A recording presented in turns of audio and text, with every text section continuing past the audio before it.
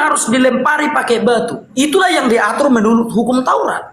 Lalu apa kata Tuhan Yesus? Siapa yang tidak berdosa, dia duluan melempar. Itu kata Tuhan Yesus. Karena ketika orang banyak menuntut Tuhan Yesus, Musa mengajarkan kami, orang yang ketahuan berzina ini harus dilempari pakai batu. Itu yang diajarkan Musa kepada orang-orang Israel pada masa itu. Nah, tetapi Tuhan Yesus berkata kepada mereka, siapa yang tidak berdosa, dia lebih dulu melempar. Dan tidak ada yang berani melempar, karena semuanya adalah orang berdosa. Nah, lalu Tuhan Yesus mengampuni dosanya dan memaafkan dia dan menyuruh dia pergi. Kenapa? Otoritas keilahiannya berlaku di situ. Semoga kawan-kawan paham. Otoritas keilahian Tuhan Yesus berlaku di situ. Kita tidak bisa memprotes Tuhan kalau Tuhan mengampuni dia pada saat itu juga. Kita tidak bisa memprotesnya. Sebab dia adalah Tuhan yang memiliki otoritas. Jangan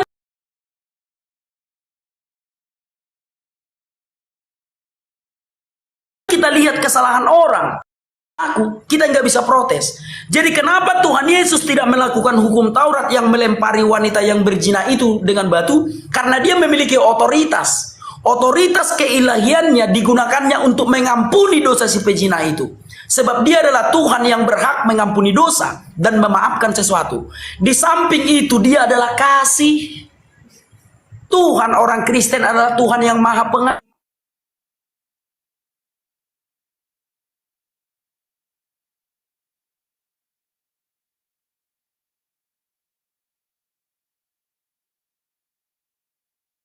Membatalkan hukum rajam pakai batu itu. Baik, yang kedua tinggal setengah menit. Bagaimana dengan surat-surat Rasul Paulus? Sudah kukatakan tadi, kitab suci kami ini, Alkitab ini berisi dengan firman Tuhan yang disampaikan kepada Musa, kepada para nabi terdahulu. Keempat, Injil sinoptik. Apa itu Injil sinoptik? Kesaksian orang yang melihat secara langsung. Ditulis di dalam kitab suci ini. Dan demikian juga pemberitaan firman Tuhan. Ketika para rasul memberitakan firman Tuhan, dikanonlah itu semua menjadi satu kitab dari Kejadian sampai Wahyu. Terima kasih. Kalau udah bisa aku bertanya tentang Islam, kasih tahu ya. Silakan Bang. Oke. Oh, Uni Rifa, mungkin sebagai moderator ya, saya bisa menanyakan nggak sedikit kepada Bang Rudi untuk memperjelas. Silakan. Oke.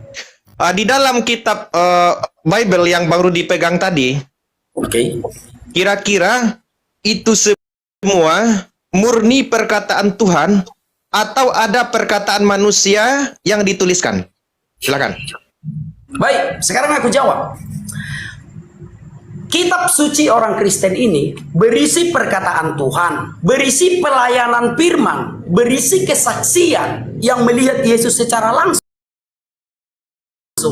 Dikanon menjadi satu kitab suci dari Kejadian sampai Wahyu. Itu Bang. Berarti tidak semuanya perkataan Tuhan ya.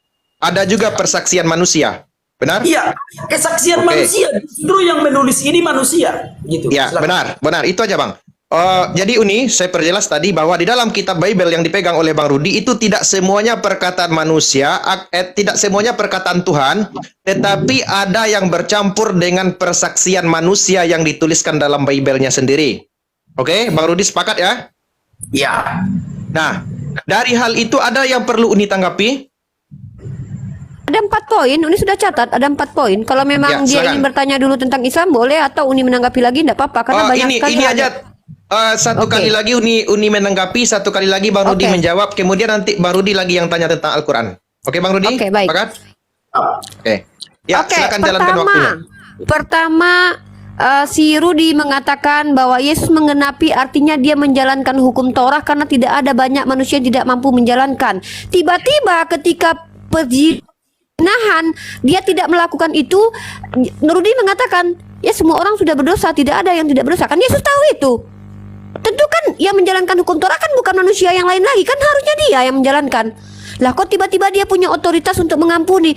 Kalau memang di awal dia punya otoritas mengampuni, ngapain dia harus mati, Ruth? Kalau memang dia punya otoritas dari awal mengampuni gitu loh, nggak capek-capek dia turun ke dunia untuk mati menggenapi hukum Taurat itu. Ya, itu yang saya tanggapi. Yang kemudian, di mana kata-kata di ayat itu dia mengampuni, Ruth? Aku juga tidak melempar katanya. Jangan tambah-tambahi firman Rudi. Aku nggak tahu ya, jangan-jangan aku silap baca ya, nggak tahu aku ya. Cobalah baca ayat itu betul-betul. Tunjukkan di dalam ayat itu di mana perkataan Yesus, aku mengampuni dosamu. Tunjukkan datanya, Ruth, biar kita tidak terjadi penyelewengan di sini, biar tidak terjadi penyesatan di sini ya, biar tidak terjadi penambahan ayat di sini.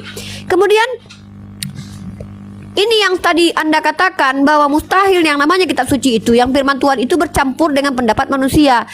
Saya paham firman Tuhan itu ditulis berdasarkan kesaksian manusia. Pertanyaan saya, bagaimana dengan pendapat orang lain? Apa yang saya baca di Korintus itu bukan sekedar persaksian, Ruth, tetapi adalah pendapat orang lain terkait hukum Tuhan. Bagaimana mungkin orang bisa menganulir hukum Tuhan? Dan ingat, yang tertulis membatalkan itu memang bukan Yesus. Yesus menggenapi dan Anda terima itu. Yang saya katakan membatalkan adalah Paulus, yang adalah manusia yang katanya dipilih Yesus. Dia yang menganulir firman Tuhan yang kekal, kata Rudi menurut Mazmur pasal 119 tadi. Ya, Paulus yang mengatakan dengan matinya Yesus telah batallah hukum Torah, bukan dengan matinya Yesus telah tergenapilah hukum Torah.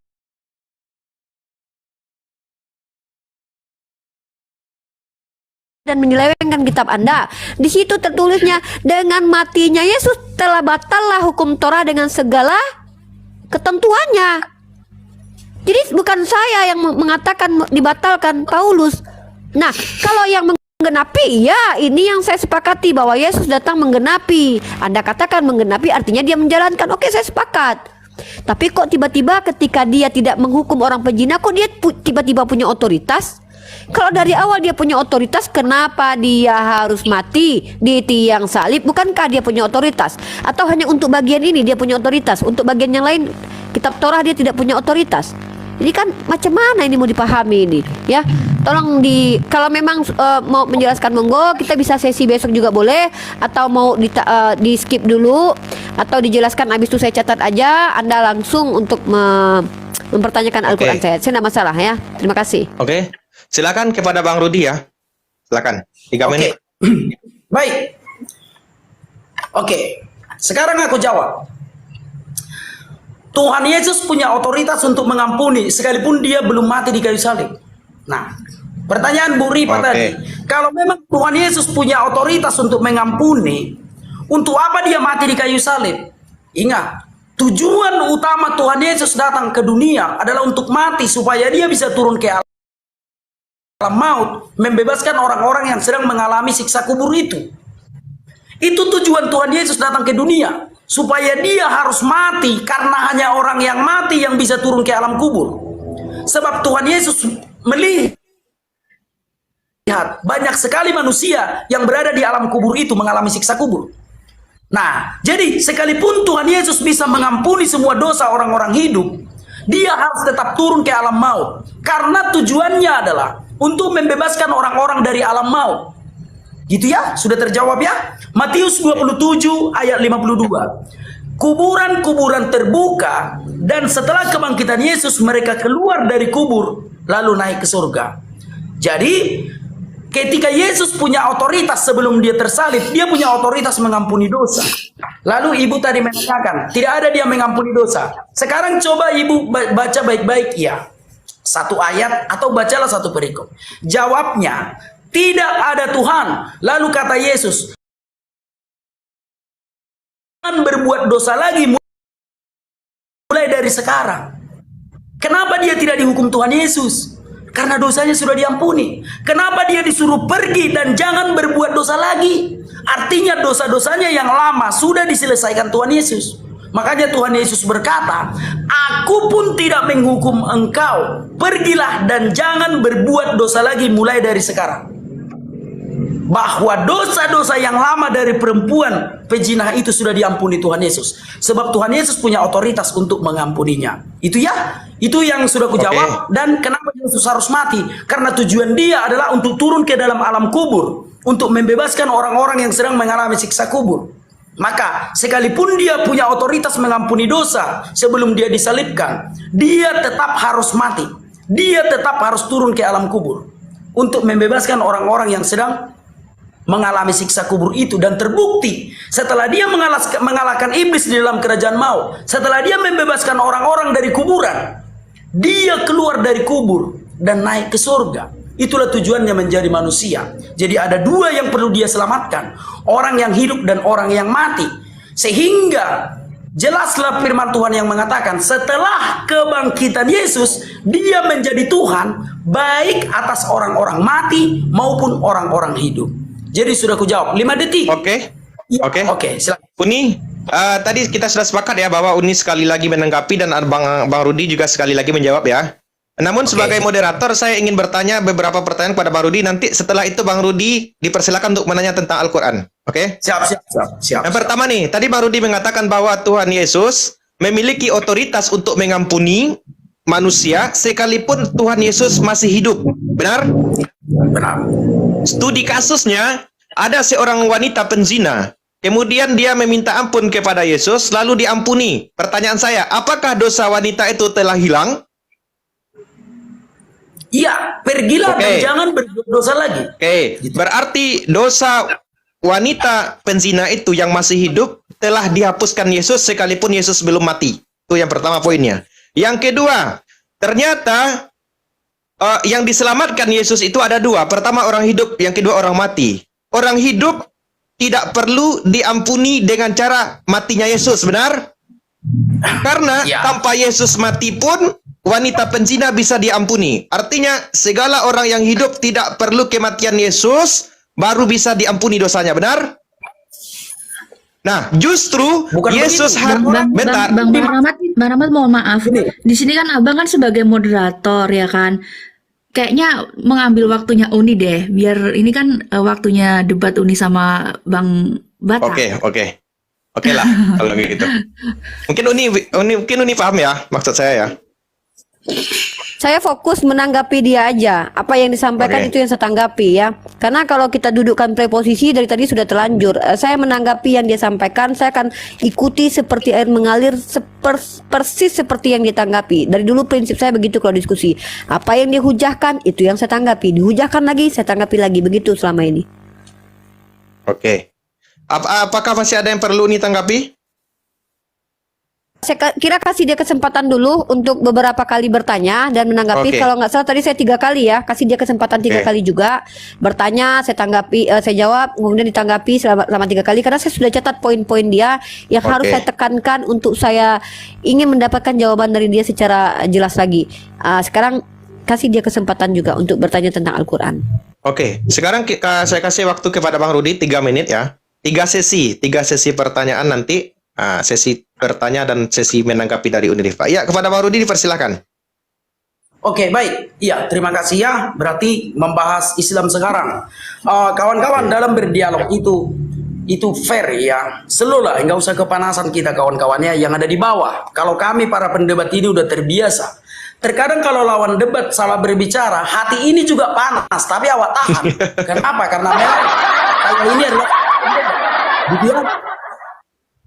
tapi kalau kawan-kawan, kalau kita bisa berdisiplin dalam berdiskusi itu, selulah, maka kita akan mendapatkan yang terbaik. Baik, sekarang aku menanyakan tentang Al-Quran. Sebelumnya aku minta maaf kepada kawan-kawan semua umat Islam. Aku menanyakan ini demi edukasi, karena aku menanyakannya kepada yang mengerti Al-Quran.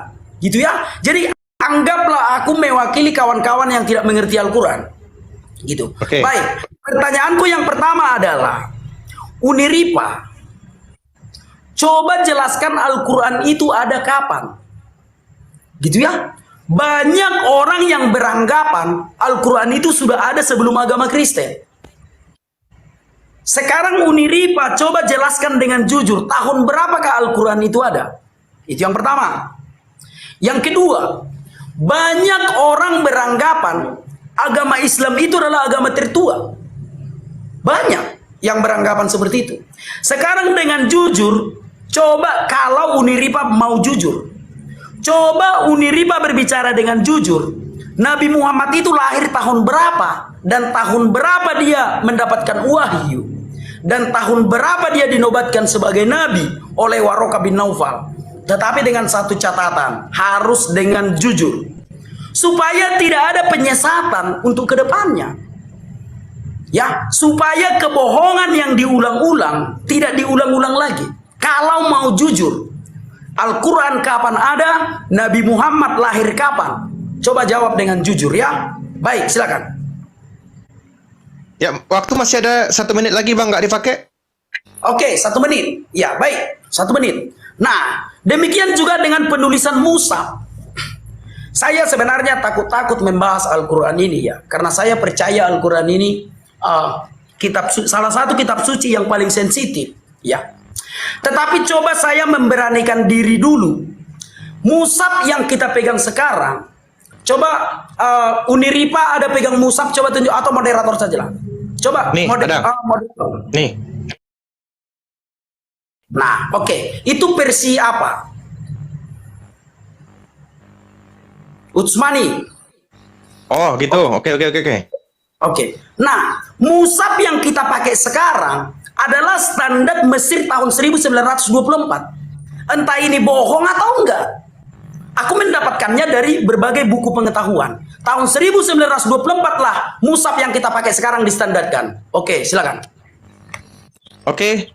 Oke, ada 3 pertanyaan ya. Iya. Timernya kepada Uni dipersilakan 3 menit.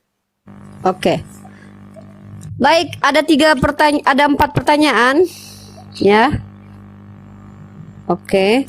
Saya akan coba untuk menjawabnya. Yang pertama adalah coba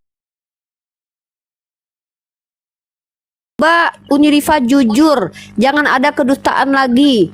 Tunjukkan kedustaan di mana umat Islam mendustakan kelahiran Nabi Muhammad, mendustakan turunnya Al-Quran kapan, mendustakan bahwa Islam itu dikatakan Izin moderator, Ya. tidak ada kok. Sabar bang. Sabar. Dia 3 menit. 3 ya, menit. kan 3 tadi menit. jujur, Nanti katanya baru tadi bang Rudi. jujur. Nanti baru Dia bang tidak Rudi. terjadi kebohongan katanya. Bang Rudi, bentar, kasih dia 3 menit. Oke, Kasih dia oke. 3 menit, Bang. Kasih dia 3 menit. Nanti abang tanggapi. Abang bisa klarifikasi nanti. Ini Bang Rahmat, aku tidak mengatakan mendustakan Al-Quran. Nanti dipotong orang lo video ini lo. Nanti Jangan jelaskan kayak gitu nanti. Oke, Nanti abang, aku nanti pakai. abang klarifikasi di akhir, nggak apa-apa. Oke, saya coba nih. Kita sih- Orang kalau udah terlanjur direkam orang kayak mana? Enggak, Jangan nanti enggak Anda bang, enggak. Batak, coba ulangi lagi bahasamu. Mari kita jujur, jangan ada kedustaan lagi. Kamu bilang begitu nggak tadi? Iya, tapi tidak ada tuh kata. Kalau ada kedustaan lagi, dengar dulu. Kalau ada kata-kata didustakan lagi, berarti pernah terjadi kedustaan. Bentar. Gini aja Bang Rudi. Biar kita kan diskusinya ini santai kata Bang Rudi. Nah, sekarang Bang Rudi perjelaslah pertanyaannya. Jangan pakai kata-kata. Iya, jangan pakai Makanya kata-kata pakai bahasa dusta. Indonesia yang baik dan benar. Sampai biar aja kayak jelas gini. itu maksudnya apa? Kapan adanya Al-Quran sesuai Iya, dalil dan fakta? Itu aja. Iya, itu yang udah itu pertanyaan. Memang itu. Oke, yang- Uni. Jadi pertanyaannya, Ini saya Uni? ini menanggapi. ya dia sudah klarifikasi Uni. Dia sudah klarifikasi oke, Uni. Oke, bagus, Oke. bagus. Nah, pertanyaannya Oke, kasih kapan Al-Quran itu ada? Oke.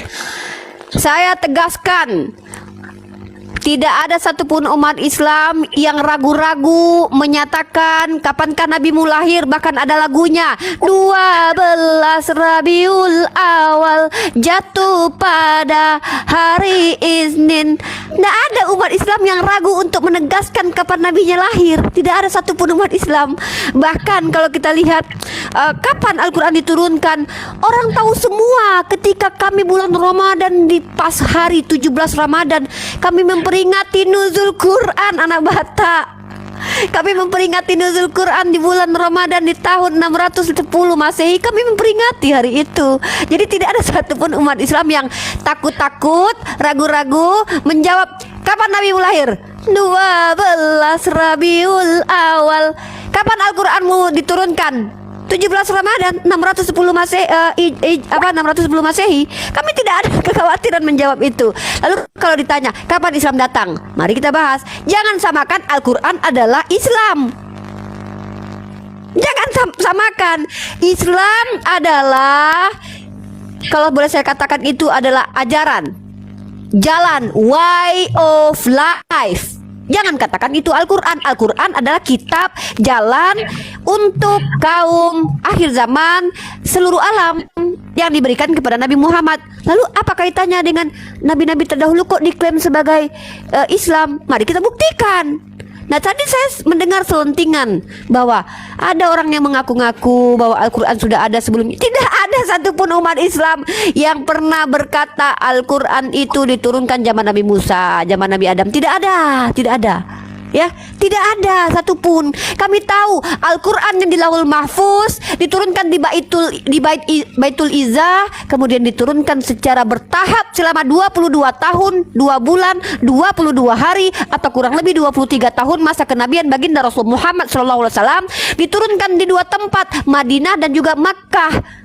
Makanya ada ayat Makkiyah dan ayat Madaniyah, di mana ini diturunkan secara berangsur-angsur di saat zaman kerasulan Nabi Muhammad pada tahun 600-an Masehi. Waktu habis. Clear. Sesimpel itu. Oke, itu dulu Bang Rudi. Jadi Uni tadi mengatakan bahwa Al-Quran diturunkan tanggal 17 Ramadan tahun 610 Masehi. Oke?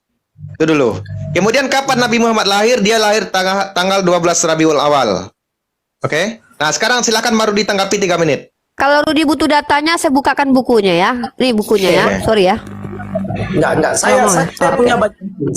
Saya punya banyak buku Islam. Baik. Iya, 610 Masehi Al-Quran belum turun. Belum ya. 610 Masehi yang turun adalah surah Al-Isra. Gitu ya. Dan kita harus mengerti bahwa Quran itu turun selama 22 tahun. Gitu ya, 20 tahun 2 bulan.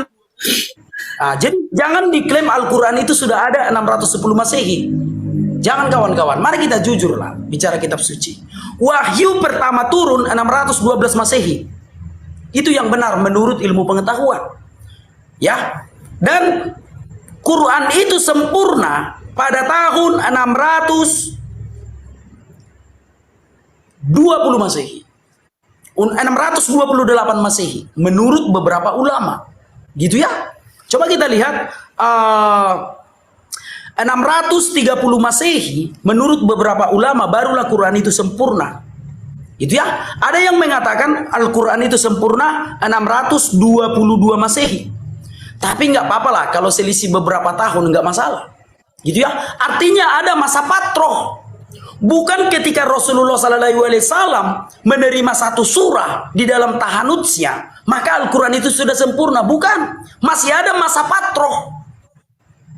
Kekosongan wahyu. Nah, Al-Quran yang kita pakai di Indonesia adalah 30 juz. Dari surah Al-Fatihah sampai surah An-Nas. Jadi kalau kita mengatakan Al-Quran itu ada tahun 610 Masehi, kalau kukatakan nanti salah, masa aku orang Islam, orang Kristen yang mengerti mengatakan jelaskan definisi Al-Quran dulu. Jelaskan dulu definisi Al-Quran dulu. Waktu saya belum habis. Bentar Uni. Itu ya. Nah, jadi kalau menurutku Al-Quran itu selesai diwahyukan kepada Nabi Muhammad itu 632 Masehi. Karena ada masa patroh. Ya, dan Al-Quran itu turun 20 tahun. Jadi bukan 610 Masehi seperti yang dikatakan Umi Ripa. Baik. Nah, sekarang mushaf yang kita pakai sekarang itu adalah standarisasi 1924 di Mesir. Gitu ya. Al-Quran yang kita pakai sekarang itu adalah produk standarisasi ulama di Mesir pada tahun 1924. Itu tadi belum dijawab. Banyak ulama yang mengatakannya. Salah satunya Buya Syakur dan Profesor Sirri, seorang cendekiawan Muslim yang menjadi dosen di Amerika juga mengatakannya. Bahwa yang kita pakai sekarang, mushaf standar yang kita pakai sekarang adalah produksi 1924 di Mesir. Pertanyaan saya, Al-Quran apa yang dipakai umat Islam pada tahun 1923? Bang, oke. Waktunya habis. Nah, silakan kepada Uni menanggapi. Oke, saya mau tanya. Nah, pertama, jelaskan apa definisi Al-Quran. Karena Anda mengatakan Al-Quran tidak ada lengkapnya begini dan begitu. Poin pertanyaan Anda adalah kapan pertama sekali Al-Quran diturunkan? Itu pertanyaan Anda. Dan saya menjawabnya. Kemudian saya menjawab bahwa fasih Al-Quran itu diturunkan secara berangsur-angsur. Apakah ketika dia belum semua datang, dia belum dikatakan Al-Quran? Di mana istilah itu didapat? Makanya jelaskan apa itu Al-Quran. Ketika saya membaca A'udzubillahi minasyaitonirrajim, Bismillahirrahmanirrahim, Alhamdulillahirabbil alamin, atau saya baca Iqra bismi rabbikal ladzi khalaq, apakah itu bukan Al-Quran? Apakah Al-Quran itu baru dikatakan Al-Quran ketika top satu buku lengkap begini? Tolong tunjukkan definisi begitu dari ulama mana yang berkata. Ya, tolong. Makanya definisi Al-Quran, ketika Anda mencoba menjelaskan iman saya, Anda tunjukkan ulama. Buya Sakur berkata Al-Quran itu tidak disebut Al-Quran kalau tidak lengkap 30 juz. Tunjukkan kepada saya bahkan menjelaskan kepada Anda bahwa dia turun secara berangsur-angsur. Oke? Ya, apa yang dimaksud dengan Al-Quran? Apakah Al-Quran itu bisa dikatakan Al-Quran ketika dia lengkap satu kitab gitu? Maka jelaskan dari mana definisi itu Anda dapat. Jelaskan kepada saya. Apakah Anda mendapatkannya dari ulama mana gitu, Buya Sakur misalnya? Tolong tunjukkan literasinya. Nah, kemudian ketika Anda bertanya versi mana yang kalian pakai, kalau standarisasi Mesir yang Anda maksud, tolong tunjukkan datanya. Apa perbedaan standar Mesir itu dengan Al-Quran yang diturunkan kepada sahabat Ibnu Mas'ud, Ali bin Abi Thalib, dan Utsman? Apa perbedaannya? Jadi kalau Anda bertanya versi apa, kalau kan Anda bilang saya akan menjelaskan lagi kepada Anda masalah lajnah, masalah penulisan, masalah kiroat, masalah ini. Saya ingin poin permasalahannya apa, Rudi Simamora? Masalahnya apa? Seandainya kami pakai versi yang distandari oleh Mesir misalnya, ya masalahnya apa? Di mana ada perbedaan antara Mesir itu dengan yang diturunkan Nabi Muhammad kepada Ibnu Mas'ud, kepada Utsman, atau yang dituliskan oleh Zaid bin Sabit di awal di zamannya Abu Bakar Siddiq dan di zamannya Utsman? Mana dalilnya, apa masalahnya? Nah, ya, jadi tolong tunjukkan masalahnya. Saya tuh butuh masalah Al-Quran ini, masalahnya apa, biar kita kupas tuntas. Kalau kau bilang kami pakai standar Kemenak pun saya katakan iya. Saya katakan tuh kami pakai terjemah, oh kami pakai yang versi Kemenak misalnya. Masalahnya mana, apa, mana penyelewengan dari Kemenak, mana penyelewengan dari Mesir, mana penyelewengan dari Arab yang berbeda dengan mushaf yang ditulis oleh Zaid bin Sabit di zaman Abu Bakar, di zaman Utsman. Mana masalahnya? Apa masalahnya, Rudi? Hah? What the problem? What the problem? Contoh, saya kasih problem nih, contoh. Di dalam King James Version, terjemahan kitab kalian, kata istri ada dalam Matius pasal 19:29. Itu contoh loh, contoh ya. Ini kasih contoh. Habis, Uni. Dalam TB-nya dihilangkan. Nah, kayak gitu. Kasih contoh. Uni, habis. Bang Rudi, Uni sudah menanggapi ya. Nah, ada beberapa poin penting. Saya ulangi sedikit. Jadi Bang Rudi fokus saja ya dengan yang apa ditanyakan Uni satu dulu. Pertama tentang apa definisi Al-Quran yang Bang Rudi tahu? Apakah ketika turun surat Al-Alaq pada 17 Ramadan 610 itu belum dikatakan Al-Quran? Atau memang menurut Bang Rudi Al-Quran itu harus sempurna secara keseluruhan dulu baru dikatakan Al-Quran? Itu satu. Yang kedua, apa kalau kami pakai Al-Quran versi Mesir 1924 Masehi, coba Bang Rudi tunjukkan perbedaannya dengan versi-versi yang lain. Itu Bang, terima kasih. Lanjutkan 3 menit Bang. Oke, baik. Iya, standarisasi yang kupakai tadi keterangan Uniripa. Uniripa yang mengatakan tadi Al-Quran kami ini kitab suci. Kan itu tadi standarisasinya. Nah, sehingga aku mengambil patokan kitab suci agama Islam itu adalah Al-Quran yang disampaikan Uniripa tadi. Sementara aku tahu Al-Quran yang dipegang Uniripa itu 22 tahun. Katakanlah 20 tahun 2 bulan. Kan kita dari perspektif awal, karena Uniripa tadi yang mengatakan kitab suci umat Islam itu adalah kitab suci kami Al-Quran ini yang 100% firman Allah. Nah, makanya aku katakan pada 612 Masehi, seharusnya 612. Karena Nabi Muhammad itu lahir 572 Masehi dan mendapatkan wahyu pertama itu ketika beliau berumur 40 tahun.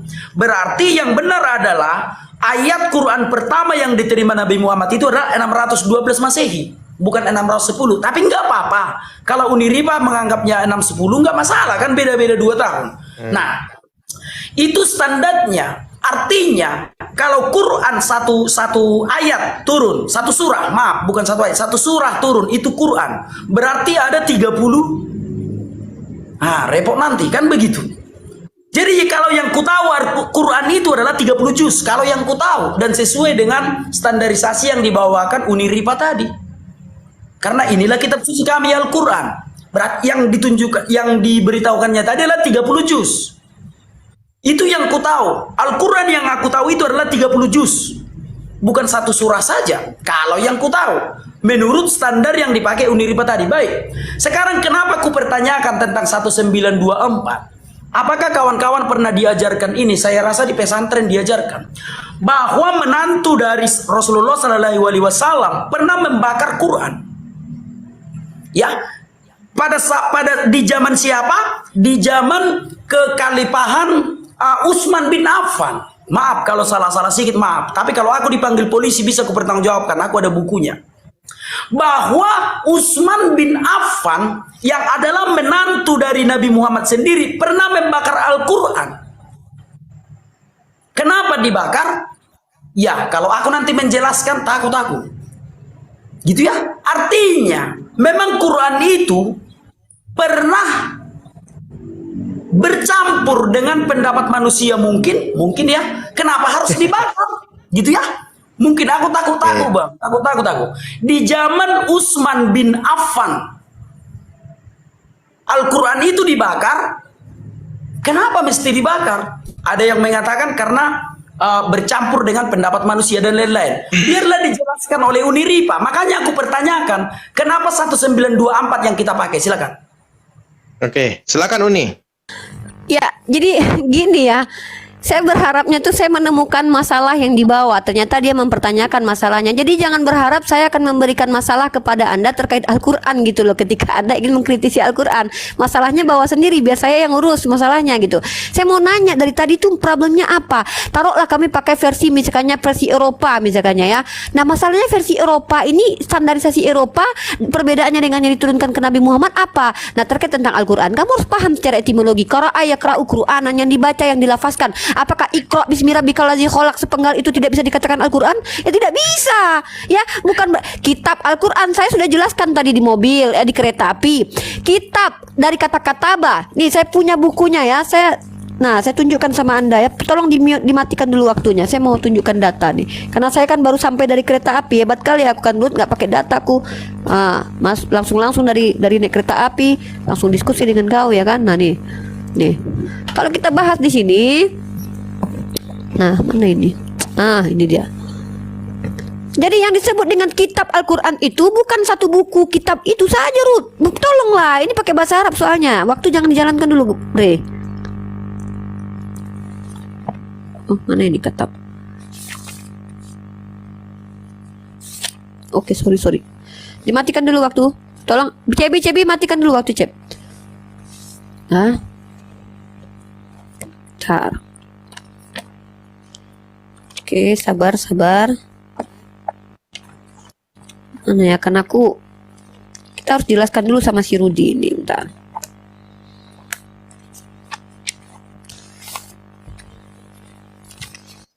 Al-Baqarah ayat 389.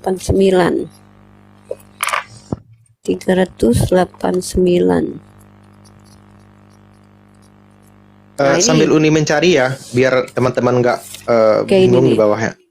Oke. Ini dia.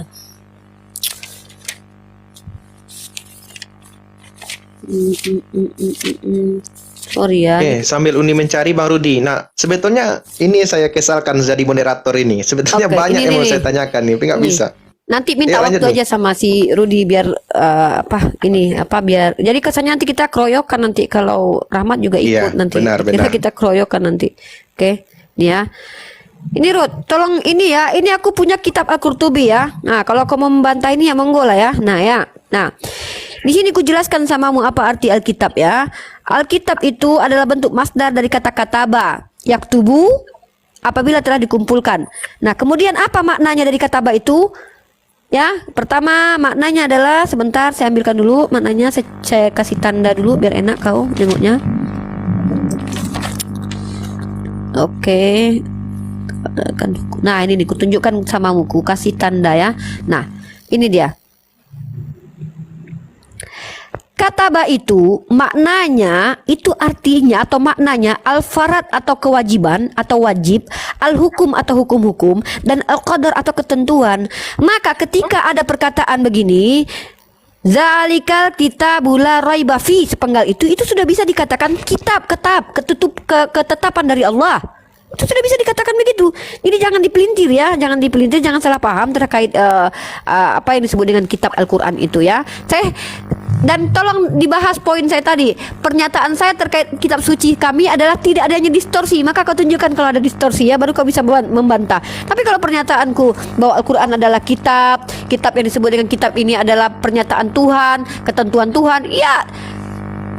Kata Iqra bismi rabbikal ladzi itu adalah Al-Qur'an. Walaupun cuma sepenggal saja. Dan perlu diingat, kami tidak bersandarkan kepada tekstual saja. Dan ketika kau menunjukkan kepada kami Unirifa di Klaten sana pakai versi apa Unirifa? Oh, misal ini adalah versi yang dibuat oleh Mesir sekitar 20 tahun lalu. Masalahnya apa, Ruth? Apa perbedaannya dengan yang diajarkan? Ya, waktunya habis, Ya, Uni. itu Silakan tolong Bang tunjukkan. Rudi. Aku pengen tahu masalahnya ya. Tolong ditunjukkan sama aku. Terima kasih. Ini udah berapa kali? Udah 3 kali nih kalau nggak salah nih. Udah 3 kali nih si Rudi. Sekali lagi nggak apa-apa, Bertanya nggak dan apa-apa. Kasih menanggapi. bonus, Uni, kasih bonus. Oh, sekali lagi ya? Kasih Oke, bonus, sekali lagi. nggak apa-apa. Oke. Sampai subuh. Oke. Oke. Oke, ayo Bang Rudi. Ya, baik. Nggak kenal Sekali nih, lagi- gantian lagi. Ya, baik. Sekali lagi aku minta maaf kawan-kawan ya, karena menurutku Uniripa tidak menjawab. Mungkin karena aku takut itu menanyakan ya. Karena tadi kurang tajam pertanyaanku ya. Tapi minta maaf dulu aku kawan-kawan ya, berkutanya dulu. Uniripa, kenapa dibakar? Kalau nggak ada perbedaan. Oke, kenapa? lanjut. Oke, mantap. Aku jawab ya. Aku jawab pakai. Oke, siap. Tuh. Kalau memang sama, kenapa dibakar? Oke, baik. Aku jawab. Sabar nih. Udah? Oh, belum? Enggak kan udah Dia ditanya itu. Tuh. Ya, biar Kasih jelas. aja 3 menit Bang Rudi. Lanjut 3 menit. Mau dijawab dulu? Oke, lanjut 3 menit dulu. Sebentar dulu nih. Lupa Tiga aku menit menjawab kan itu. udah diatur. Oh iya. Sorry. Lupa aku tadi menjawab yang itu ya. Lanjut. Oke. Kenapa dibakar? Kenapa dibakar Kalau ya? dikatakan, oh tidak ada perbedaan. Kenapa mesti dibakar kalau nggak ada perbedaan? Coba kalau saya yang ketahui ya, saya bukan mengatakan akulah orang yang pintar tentang Al-Quran. Enggak. Atau aku mengatakan, aku itu mengerti agama Islam. Enggak, aku enggak mengatakan seperti itu. Ini masih pengetahuan yang memang tidak diketahui orang banyak pada umumnya. Bukan berarti ini rahasia. Bukan berarti harus kelas doktor yang mengetahui ini. Tapi memang terlalu sensitif kalau membongkar ini ke umum. Kenapa dibakar Al-Quran yang pertama itu? Kalau memang berbeda, ya dibakar. Kalau sama, ngapain dibakar? Nah, gitu ya. Yang membakar Al-Quran itu adalah menantu dari Rasulullah sendiri. Ya, menantu dari Rasulullah sendiri, yaitu Utsman bin Affan. Ketika ia menjadi khalifah, dia membakar Al-Quran itu. Nah, dan menurut yang aku pelajari, mushaf yang kita pakai ini, tadi Uniripa mengeluarkan dalil tadi yang Al-Qurtubi itu. Aku tidak berbicara tentang tafsir. Aku tidak berbicara tentang tafsir, ya tidak. Aku berbicara mushaf. Tahu nggak mushaf? Al-Quran, kitab itulah mushaf. Gitu ya. Dan yang dibakar ini mushaf. Kenapa menantu dari Nabi Muhammad membakar Quran itu? Oke. Kalau memang tidak ada perbedaan, kenapa harus dibakar? Nah, berikut ada 3 mushaf yang aku ketahui. Yang pertama, yaitu Al-Bakariyah. Yang kedua, versi Utsmani, itulah standar kita sekarang. Yang dari Mesir itu versi Utsmani, gitu ya. Dan ada lagi Al-Braille. Ada versi Al-Braille. Gitu ya, ada kawan-kawan. Jadi mushaf itu 3 versi yang memang beredar di masyarakat. Semoga kawan-kawan paham. Nah, sekarang coba jawab apa yang kutanyakan itu. Aku sudah memberanikan diriku menanyakan lebih tajam. Silakan. Oke, Uni, izin bentar. Iya. Saya perjelas pertanyaannya ya supaya tidak terlalu overtele ya. Bang Rudi menanyakan kenapa dibakar jika tidak berbeda. Oke, silakan Uni. Saya jawab ya.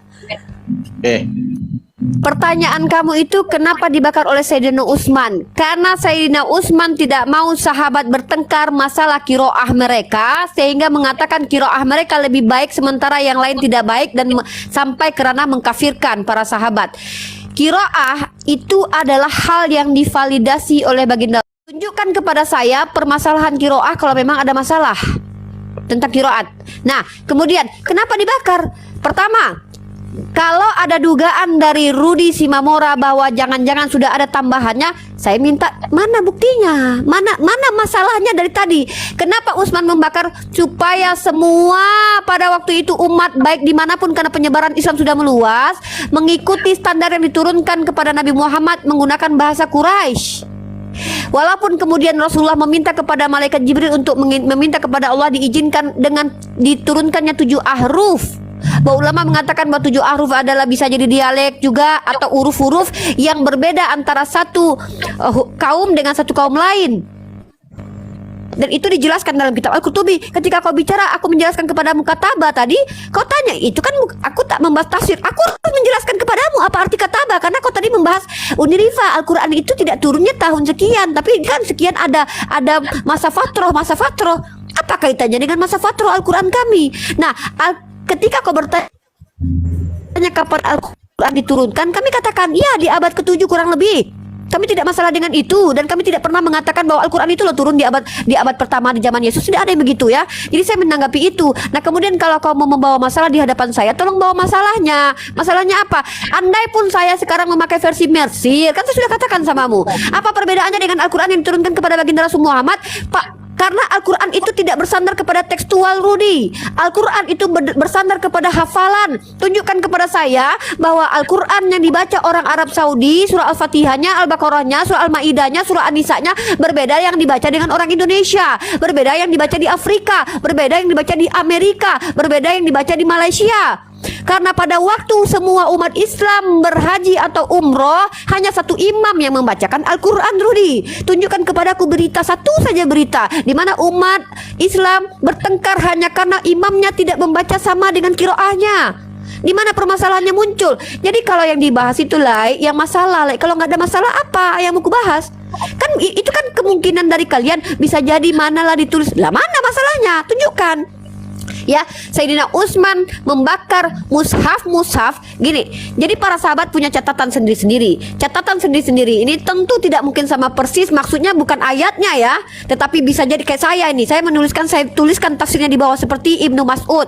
Dia menuliskan maknanya di bawah. Kemudian seperti Sayyidina Ali menuliskan di bawah. Makanya ada sahabat yang mengatakan ketika dia menuliskan hadis, jangan tulis hadis. Ini masih penurunan Al-Quran. Ya, supaya tidak bercampur Al-Quran dengan hadis. Oke? Uni. Oke. Artinya Jadi, ini Bang Rudi, ditandarkan dengan bahasa Quraisy. Silakan. Oke, baru saya perjelas ya, kita fokus ya, karena memakan waktu juga, kita fokus ya, jangan terlalu melebar. Uni juga jangan terlalu melebar ya. Jadi fokus baru di pertama dulu, oke, bahwa Uni menyatakan tadi bahwa Al-Quran itu sempurna turunnya ketika lebih kurang abad ke-7 kurang lebih 610, 611, abad 612 itu. Nah, ya itu penurunannya secara andaikan nih berangsur ya. pertanyaannya, mau abad ke-7, abad ke-8, abad ke-9, abad ke-10 misal, atau abad ke-3, abad ke-4, masalahnya apa tentang penurunan abad ini? Di abad ke-7 emangnya ada apa? Kalau dia turun di abad ke-7 emangnya ada apa? Ini yang perlu kita bahas. Nah, apakah Bang Rudi misalnya mengatakan berarti dia bukan turun di awal dong? Berarti itu masalahnya gitu kan? Yang kedua, dari 3 versi Al-Quran yang Bang sampaikan tadi, Bang Rudi sampaikan tadi, dari 3 versi Al-Quran ya, coba kemukakan datanya bahwa ketiga versi ini memiliki perbedaan. Oke? Coba kami tunggu datanya bahwa Al-Quran dibakar karena berbeda. Silakan Bang. Oke, baik. Ya, sekarang aku akan menjawab. Ya. Oke. Aku tidak. Ini saya sekali lagi katanya tadi. Ini katanya tadi sekali lagi dia menanggapi. Itu saya yang bertanya. Ini gimana ini ceritanya? Tapi sekali lagi soalnya ada 4 poin lagi yang mau saya tekankan kepada Rudi. Nah, jadi kayak mana nih ceritanya? Kita tambah tadi aja kan atau katanya kayak mana? terakhir, katanya tadi si Rudi sekali lagi. Habis itu saya yang menanggapi apa pernyataan dia terkait kitab sucinya.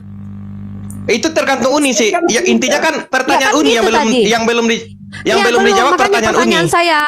pertanyaan saya Oke. sudah saya catat tadi. Poin-poinnya sudah saya catat tadi. Kan tadi udah duluan tadi Kristen. Bentar, tadi kan saya, kemudian saya 3 kali kamu menanggapi, abis itu kamu 3 kali, oke karena Iya. udah kan 3 kali tambah lagi kata si Rahmat 1 kali lagi. Sekarang saya yang menanggapi yang belum selesai tadi, Ruth belum selesai dengan saya yang tadi Ruth, belum selesai.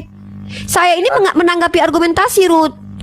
Dari tadi ada Oke. udah kucatat ini apa yang kau sampaikan tadi itu belum kutanggapi, belum Gini aja. belum selesai. Lanjut udah. Besok aja lah kita lanjut. Tunggu dulu, ini terakhir jangan dulu, dulu, Bang. kusampaikan dulu yang belum selesai ini. Ini fatal ini. Ya, kalau percataanku Al-Quran itu tidak ada distorsi, maka kau nggak dari tadi nggak ada kau tunjukkan distorsi Al-Quran. Tidak ada satupun distorsi Al-Quran yang kau tunjukkan. Sudah Uni Rifa Iya. jawab tadi sudah. Iya, sekarang saya lagi, saya tadi terakhir katanya saya boleh menanggapi lagi pernyataan kau yang sudah kucatat ini harus Kalau kutanggapi aku ikut dulu. moderator, gini loh Kak Rifa. Tadi Aku kan katanya, ikut moderator. iya Gini makanya loh, aku ingatkan Rahmat, karena kan Rahmat Oh, bilang sekali bentar. lagi nih, kasih Bentar, sekali Uni. lagi kata Oke, dia. oke, kembalikan kepada moderator Bang Rudi. Kembalikan Gini. kepada moderator ya. sebentar dulu. Saya akan kembalikan kepada moderator. Sebentar Oke, dulu. silakan Bang Rudi. Oke, biarkan Uni. Silakan Bang Rudi, silakan Bang Rudi. Oke, jangan dulu baikin waktunya. Aku serahkan sama moderator ya. Gini Uni Oke. Rifa.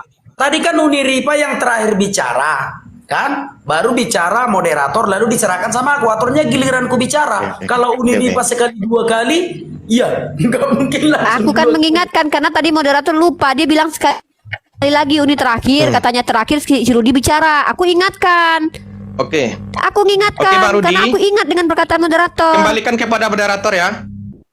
Siap. Silakan moderator. Oke. Silakan. Kalau menurut saya, Oke. semua pertanyaan Bang Rudi sudah dijawab. Nah, tunggu dulu, jangan dipotong. Satu, Bang Rudi menanyakan kapan turunnya Al-Quran. Nah, sudah dibahas tadi, dijawab oleh Uni bahwa turun pada abad ke-7. Satu. Yang kedua, bahwa Bang Rudi mengatakan, kenapa Al-Quran dibakar? Apakah bukan karena ada yang berbeda? Uni sudah jawab, bukan karena berbeda. Oke, sudah terjawab ya? Ya, sudah dia jawab dong. Tidak mungkin Bang Rudi memaksakan Uni menjawab bahwasanya Al-Quran dibakar karena berbeda. Bentar, Bang. Saya host loh. Saya host. Nah, oke, saya moderator. Tidak mungkin abang memaksakan pendapat Uni Rifa mengatakan bahwa Al-Quran dibakar karena berbeda. Nah, dia menyatakan bahwa Al-Quran dibakar bukan karena berbeda. Itu jawaban dia loh. Harus kita hargai jawabannya. Nah, saya rasa pertanyaan abang sudah terjawab. Oke. Sudah. Sementara pertanyaan Uni Rifa ada yang belum abang jawab. Mau saya sampaikan yang belum dijawab. Silakan Oke. gini loh. Gini, Satu, gini. bentar, Nggak, bentar bang. no, yang ini aja, yang ini aja, Oke, Rahmat. oke. Yang ini aja, yang 3 ini aja, yang 3 ini aja, yang ini aja, Oke. mau yang ini aja. Yang aku Coba. catat aja, yang ku catat aja. Ada Jadi 3 diskusi ada itu 3 seperti yang itu bang, sampai selesai. ya, ada 3 ya, ada 3. Tadi kata si Rudi, ini fatal juga ya. Saya menanggapi ini, apa kata si Rudi tadi? Bahwa Yesus itu mati, datang ke dunia itu karena hanya orang mati yang bisa masuk ke alam maut. Itu pernyataan Rudi tadi, aku dengar itu ya. Aku catat itu. Nah, ini membantah omnipresennya Tuhanmu, Ruth. Berarti Tuhanmu tidak maha hadir, dia tidak bisa datang kapanpun ke alam maut, Ruth. Dia harus mati dulu, Ruth. Ini membantah sifat Tuhan omnipresen, maha hadir dan ada di mana-mana. Makanya aku bilang, argumenmu bisa menghancurkan doktrinmu. Aku menanggapi itu. Nanti kalau mau menanggapi lagi boleh, ya. Jadi aku tuh apa yang kau bilang itu yang ku catat. Aku mau Waktunya nggak jalan. jalankan waktunya, Cep. Jalankan, Cep. Enggak, aku bingung. Ya. Soalnya mau Oke. mana ya, mau di timer. Soalnya ngomongnya enggak pasti ini yang mau menanggapi yang mana. Oke, Uni, Uni, silakan, tanggapi, Uni, silakan. tanggapi. 3 menit Uni. Semuanya. Silakan hidupkan waktu timernya. Uni, oke?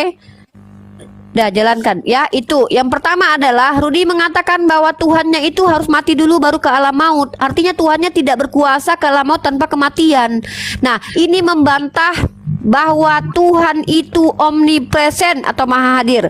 Nanti perbaiki kalau memang itu kau tidak terima ya.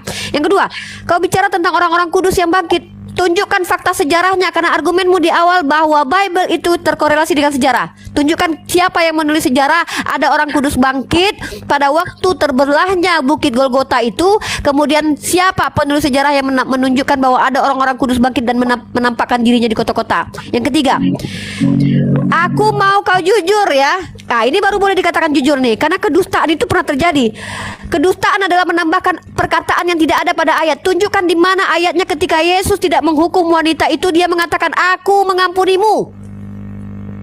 Tunjukkan dalilnya, jangan tambahi firman Tuhan. Di mana Yesus berkata, "Aku mengampunimu"?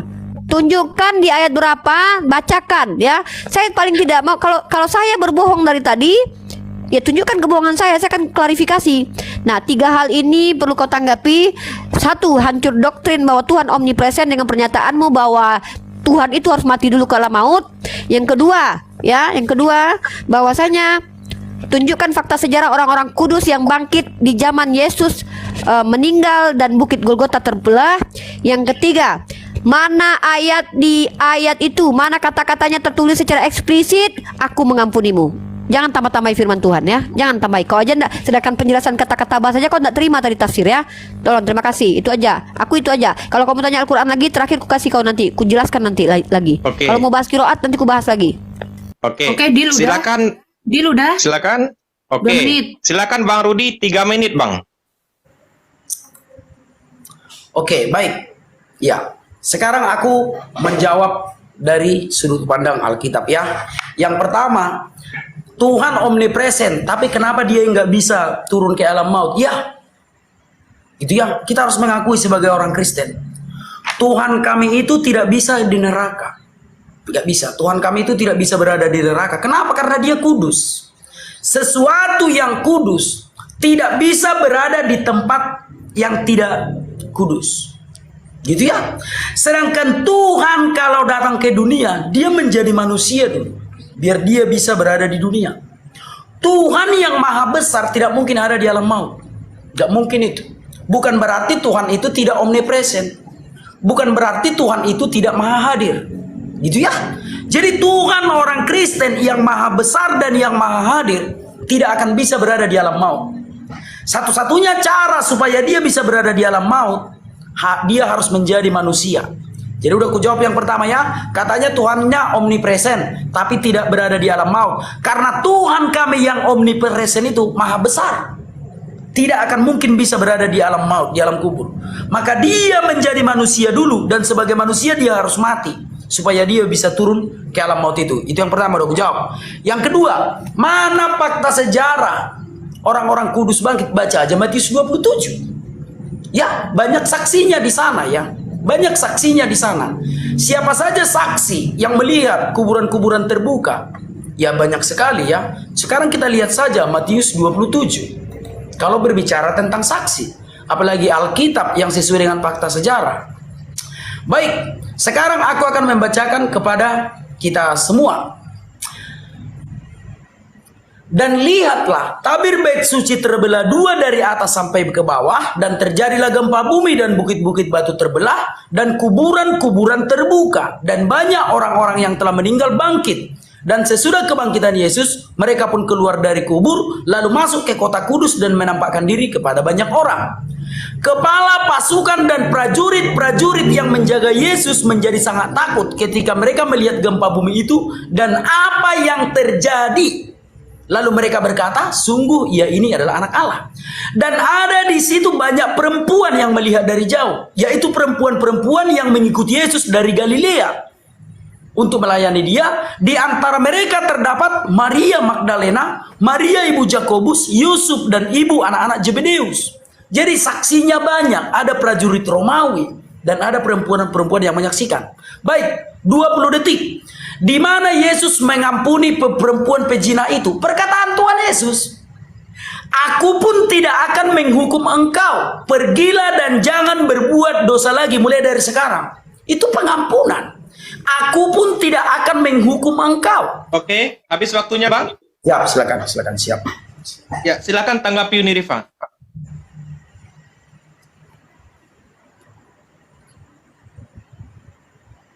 Di mute. Terima kasih jawaban Rudy, walaupun ini sangat luar biasa blunder, tapi tidak apa-apa ya. Mau closing statement habis ini pun tidak apa-apa, aku cukup puas dengan jawaban Rudy. Pertama dia mengatakan, ini loh, dengar teman-teman ya, apa kata Rudy Simamora? Sesuatu yang kudus tidak mungkin masuk neraka. Maka fix dengan begitu yang mati di tiang salib kemudian masuk ke alam maut itu tidak kudus. No, itu tidak kudus. Karena yang kudus tidak mungkin masuk ke dalam neraka. Ya, jadi Yesus yang mati di tiang salib itu ketika dia masuk ke alam maut dia sedang tidak kudus. Ya, oke. Terima kasih Rudi ya. Lalu di situ tertulisnya aku pun tidak menghukum, bukan aku mengampuni engkau. Jangan dirubah. Tetapkanlah, jangan kebiasaan merubah-rubah kitab suci. Kalau dia mengatakan aku tidak menghukum engkau juga, apakah bisa dikatakan itu sama dengan aku mengampuni? Belum tentu. Janganlah dipelintir, tolonglah. Biarkan saja tertulis seperti itu, baca seperti itu, jangan ditambah-tambah. Ada tertulis di kitabmu, di dalam kitab Ulangan kalau tidak salah ya. Menambah firman Tuhan itu berbahaya untuk hidupmu ya. Ya itu. Kemudian ya. Saya mau menjelaskan tadi tentang Al-Quran ya, tentang Quran. Masih ada waktu saya ya. Al-Quranul Karim itu tidak bersandar kepada tekstual. Jadi mau dibakar seluruh dunia. Seandainya sekarang ini tidak ada internet lagi, ada bom misalkannya, Hiroshima dan Nagasaki datang lagi untuk mengebom seluruh dunia, lalu semua internet hilang, kacau, Al-Quran di aplikasi hilang, kemudian Al-Quran di kitab-kitab tidak ada lagi. Apakah Al-Quran bisa hilang? Selagi Hafiz dan Hafizah masih hidup, Al-Quran tidak pernah hilang. Itu tetap dikatakan Al-Quran, bre. Ya, karena Al-Quran itu tidak bersandar kepada tekstual saja. Bahayanya terjadi kalau sama Bible. Torah di dalam kitab Makabe pasal pertama ayat ke-56 itu pernah dibakar di zaman Raja, di zaman Makabe. Oh, katanya Rudi kan percaya dengan kitab Makabe itu. Itu fakta sejarah berarti menurut Rudi, ya. Maka sesungguhnya pertanyaanku adalah ketika Torah sudah dibakar di zaman Makabe, di mana semua orang telah dikumpulkan Torah dibakar, pertanyaan pertinyi ini terakhir. Siapa yang menerjemahkan dari bahasa Ibrani ke dalam bahasa Yunani sementara Torah itu pada waktu itu sudah dibakar? Setiap yang menemukan Torah dibakar. Karena nggak ada yang hafal, Ruth. Beda dengan Al-Quran. Al-Quran itu banyak yang hafal. Tolong tunjukkan kepadaku siapa yang menerjemahkan kitab berbahasa Ibrani yang disebut dengan Tanakh, Torah itu atau 5 kitab Musa itu ke dalam bahasa Yunani dari 72 orang. Siapa mereka? Saya ingin tahu itu. Tunjukkan sama aku satu nama saja ya. Jadi kurang lebih seperti itu. Artinya adalah saya minta Rudi menunjukkan masalah terkait tentang Al-Quran. Saya minta masalahnya, kasusnya, contoh masalahnya seperti saya. Oh, Yohanes pasal 1 ayat 57 adalah ayat tambahan kata siapa? Kata skolar kalian, bukan kata saya. Siapa yang menuliskannya? William Barclay. Di buku ini tertulis ada bahwa itu adalah ayat tambahan sisipan. Oke? Kurang lebih seperti itu. Seperti saya dong, bawa kasusnya. Terima kasih. Oke, Uni waktunya habis. Uni buka WA nih. Oke. Waktunya habis. Nah, silakan Bang Rudi ditanggapi. Oke, baik. Ya. Pertama, ya aku akan menanggapi jadi campur-campur ya. Harusnya kita membahas Kristen, tapi Uni tadi membawa ke Islam. Oke, aku tanggapi yang Kristen aja ya. Oke, baik. Iya, ilahi yang kudus. Ya, apakah mayat Tuhan Yesus ini adalah Tuhan? Tidak. Kalau mayat itu adalah Tuhan, maka Tuhan kami pernah mati dong. Gitu ya. Tetapi di atas kayu salib Tuhan Yesus berkata, Eli, Eli lama sabatani, dan dia menyerahkan roh keilahiannya. Sehingga yang turun ke alam maut itu bukan Tuhan, tetapi tubuh yang panah. Gitu ya. Jadi harus jelas dulu. Kalau sempat Tuhan yang dikubur itu berarti Tuhan kami pernah mati dong. Tuhan kami nggak pernah mati. Yang dikubur itu adalah jasadnya, jasad kemanusiaannya. Roh yang ilahi tidak ada di tubuh itu. Tidak ada ya? Tidak ada. Nah, kemanusiaannya lah yang mati. Kalau seandainya Tuhan Yesus tidak menyerahkan roh keilahiannya ke surga, maka dia tidak akan mati sekalipun disalibkan, sekalipun ditombaki. Ya, jadi jangan salah paham. Jangan salah paham. Bahwa Tuhan kami tidak pernah mati.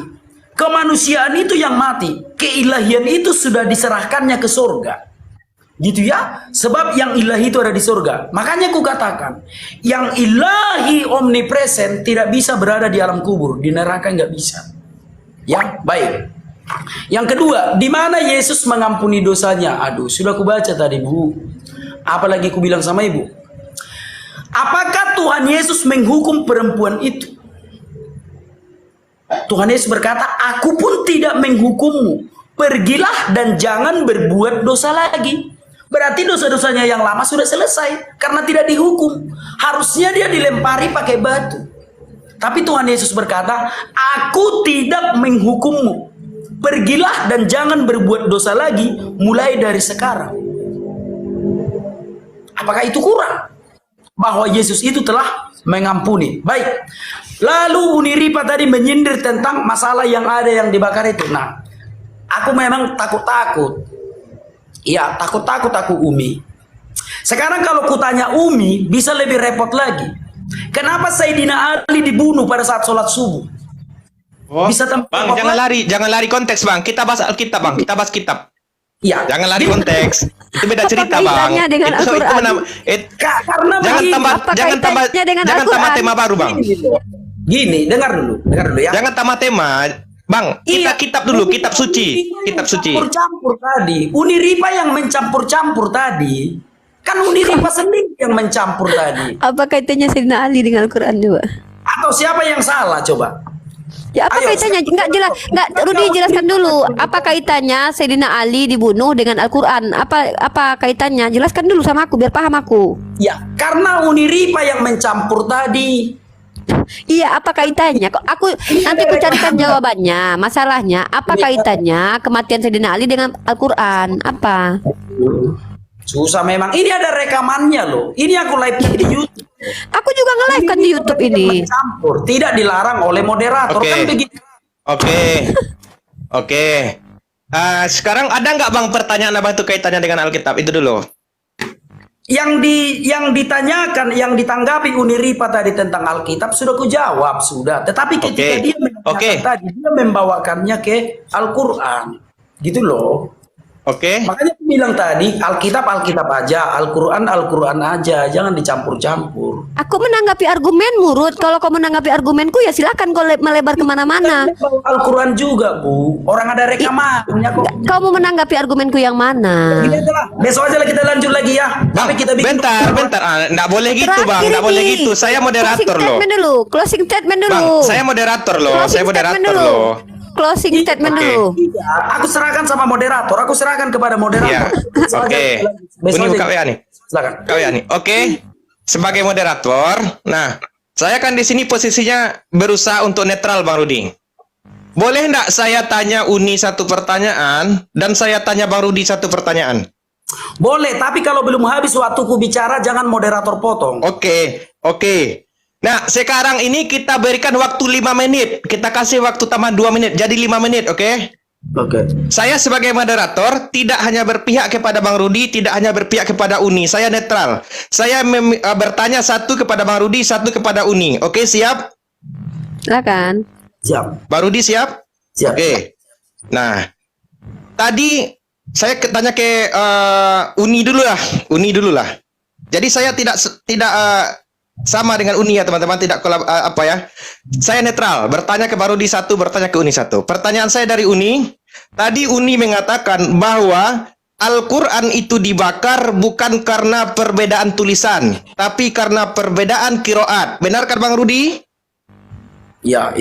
Nah, supaya Bang Rudi percaya dan teman-teman yang di bawah percaya, silakan Uni Rifa tunjukkan bukti di mana Uni Rifa dapatkan pernyataan itu bahwa Al-Quran dibakar bukan karena perbedaan tulisan. Silakan Uni Rifa, saya kasih waktu 5 menit Uni. Oke. Setelah Jadi ini Bang Rudi saya tanya.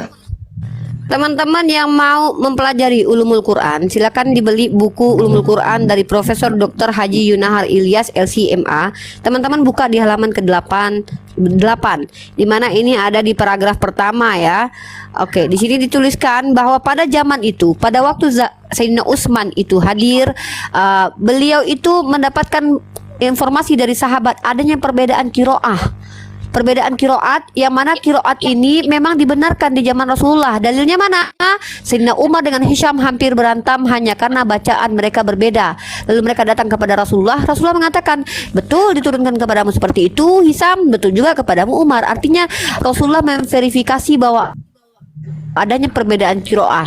Dan perbedaan kiroah ini bukan berarti merubah makna secara keseluruhan dari ayam menjadi bebek, tidak. Ya, kalau memang ada ya kita minta bukti. Saya minta Rudy dan kawan-kawan tim Kristen dari orientalis dari Jeffrey Arthur, saya sudah berdebat ini dengan Jack Cita ya, yang memang sekolah kuliah juga ya, membawa data-data ke hadapan kami, mana yang berubah makna, mana yang berubah secara total kemudian merubah doktrin. Karena kalau Kristen saya bisa tunjukkan itu nanti dari anakku menjadi anaknya. Ya, dari silsilah Yesus pun berbeda itu antara dua kitab ya. Itu baru kasus. Nah, kalau saya mana? Istilah mana kasusnya? Jadi Sayyidina Utsman ibnu Affan itu memutuskan untuk membakar mushaf-mushaf para sahabat agar tidak ada lagi sahabat-sahabat yang merasa lebih hebat dengan kiroatnya sampai mengkafirkan sahabat yang lain. Karena sahabat yang ada di luar daerah tidak tahu kalau kiroat itu ada beberapa, ada 7 a'ruf, ada beberapa kiroat yang dibenarkan oleh baginda Rasul. Yang tahu siapa? Yang diajarkan Rasulullah para sahabat. Maka kiroah yang dibenarkan adalah kiroah yang sanadnya nyambung kepada Rasulullah dan mutawatir. Mutawatir artinya adalah dihafalkan oleh banyak orang dan mustahil mereka berbohong. Mustahil satu kampung berbohong, menyatakan sesuatu kebohongan, bersepakat untuk berbohong. Secara logika tidak masuk akal, ya. Jadi saya ingin teman-teman Kristen, baik Rudy ataupun Kristen lain ketika berdiskusi dengan umat Islam bawa kasusnya. Seperti saya bawa kasus nih, bahwa menurut William Barclay bahwa ayat 1 Yohanes pasal 5 ayat 7 itu ayat tambahan, itu namanya distorsi. Belum lagi kontradiksi antara satu ayat. Tadi ada yang mengatakan Rudy Simamora mengatakan ini melihat dari jauh. Di ayat lain dikatakan melihat dari dekat, Maria Magdalena. Jadi ada perbedaan pendapat gitu loh. Mana yang betul, judul akhirnya nanti mana yang salah gitu. Dan jangan salah dua-duanya, ya kan? Mohon maaf saya katakan begitu ya. Jadi kalau mau membahas Al-Quran, tunjukkan kasusnya. Oh, kalian pakai versi apa Unirifa? Mesir ya Unirifa ya? Oh, kalau iya emang masalahnya apa Rudi? Oh, ternyata Unirifa di zamannya Rasulullah itu di sini tulisannya adalah bukan Ikra, tapi apa? Ikratul misalkannya. Oh iya ya Ruth? Iya kok tiba-tiba di Uni jadi Ikra? Di sini Nabi Muhammad nih ikratul di sini, atau ikrodoim misalnya, atau ikranusun misalnya, entah apa-apa aja lah. Nah, aku bisa buktikan itu di kitab kalian. Ya, baru kita akan menunjukkan, terbantahlah perkataanku bahwa yang disebut dengan kitab suci adalah kitab yang tidak pernah terdistorsi. Kalau ditunjukkan bahwa kitab kami pernah terdistorsi, maka itulah gagal Al-Quran saya dikatakan kitab suci. Begitu caranya. Terdistorsi seperti apa? Jangan sesuatu yang diverifikasi oleh baginda Rasul. 7 kiroah itu dibenarkan, bahkan bisa menjadi ribuan kiroah, asal sesuai dengan ketetapan para sahabat, tabi'in atau Rasulullah bahwa harus bersanad, berkesinambungan, jelas siapa pembawa kiroatnya. Itu dibenarkan ya.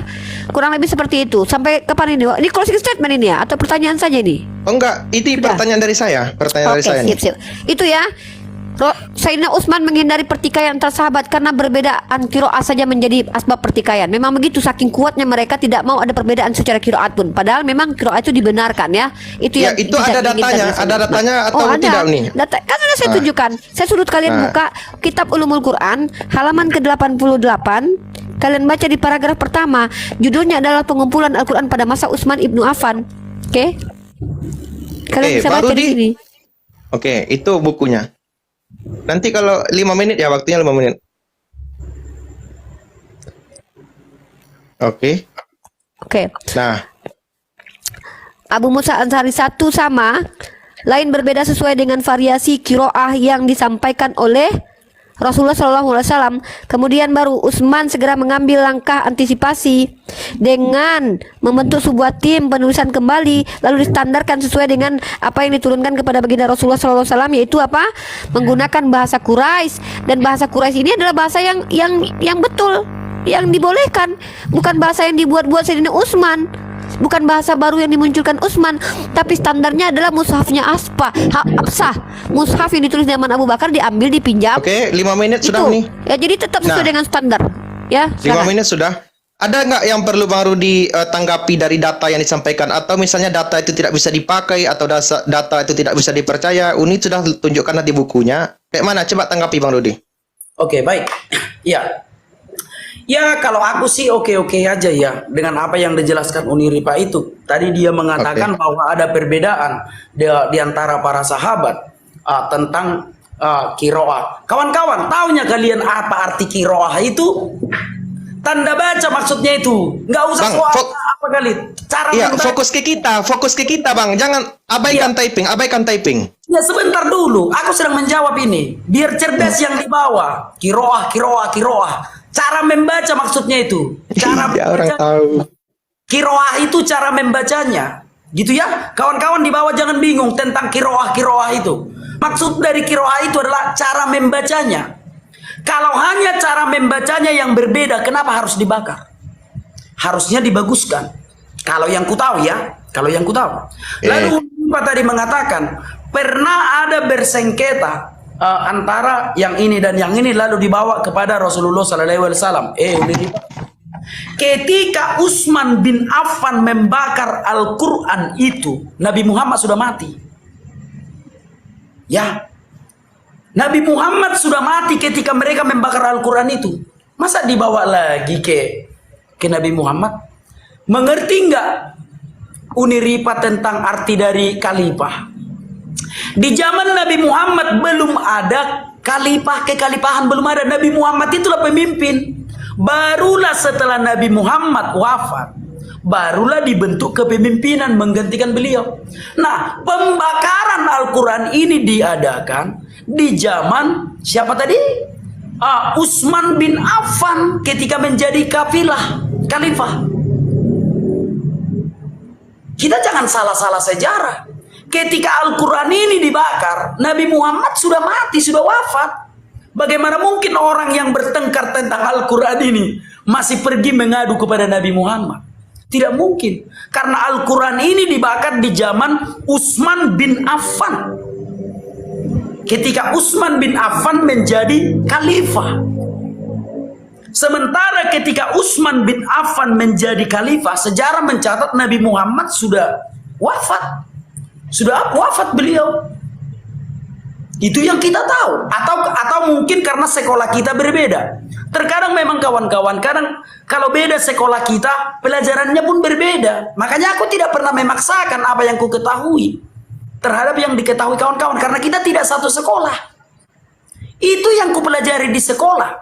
Ketika Utsman bin Affan menjadi khalifah, Nabi Muhammad sudah wafat. Bagaimana mungkin Uni Ripa tadi mengatakan ketika mereka cekcok masalah qiraah, tanda cara membaca, ketika mereka cekcok masalah cara membaca ini, Uni Ripa mengatakan mereka datang kepada Rasulullah.